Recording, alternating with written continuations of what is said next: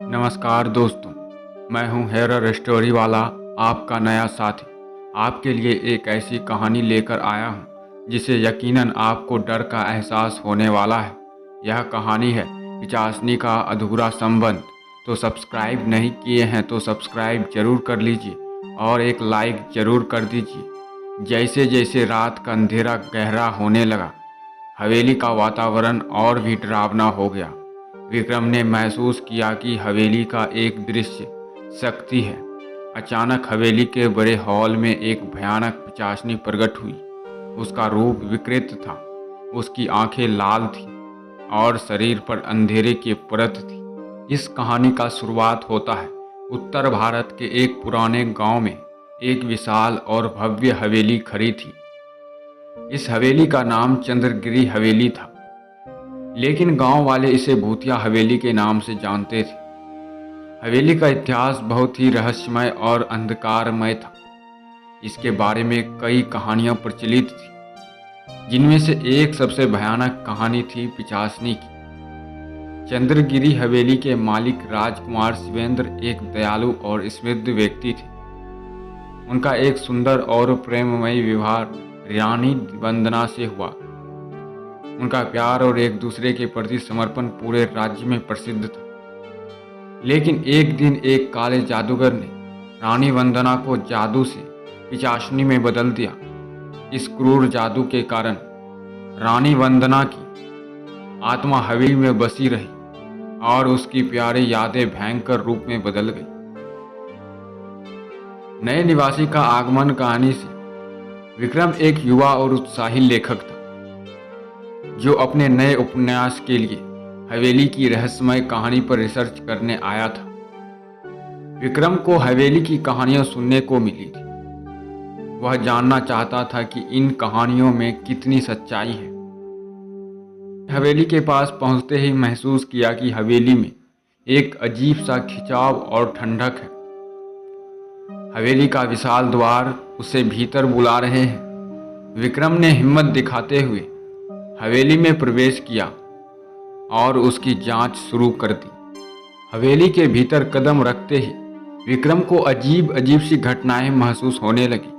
पुराने चित्रे की आंखें उसे घूर रही थी और कभी कभी दीवारों से फुसफुसाहट सुनाई देती थी।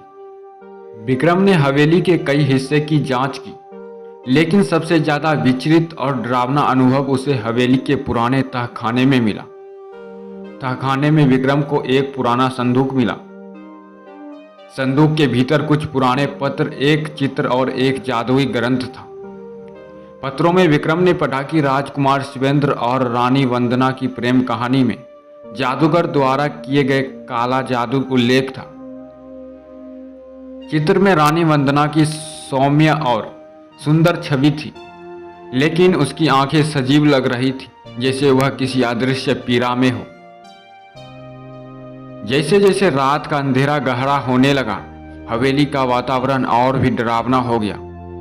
विक्रम ने महसूस किया कि हवेली एक अदृश्य शक्ति सक्रिय है। अचानक हवेली में बड़े हॉल में एक भयानक पिचासनी प्रकट हुई। उसका रूप विकृत था, उसकी आंखें लाल थी और उसकी शरीर पर अंधेरे की परत थी। पिचासनी ने विक्रम को एक भयानक चीख के साथ डराया और उसकी आत्मा को छूने की कोशिश की। विक्रम ने खुद को शांत रखते हुए पिचासनी से बातचीत करने की कोशिश की।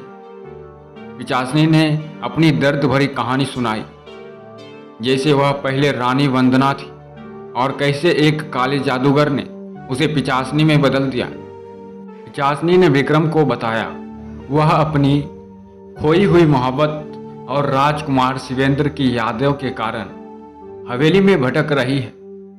उसने यह भी बताया कि काले जादूगर ने उसकी आत्मा को हवेली में बंद कर दिया था और वह केवल अपने प्रेमी की आत्मा के संपर्क में आकर ही शांति प्राप्त कर सकती है। विक्रम ने पिचासनी की पीड़ा को समझते हुए उसकी मदद करने का निर्णय लिया। उसने हवेली के पुराने ग्रंथ को देखा, जिसमें एक विशेष मंत्र था जिसे पढ़कर पिचासनी की आत्मा को शांति प्रदान की जा सकती थी।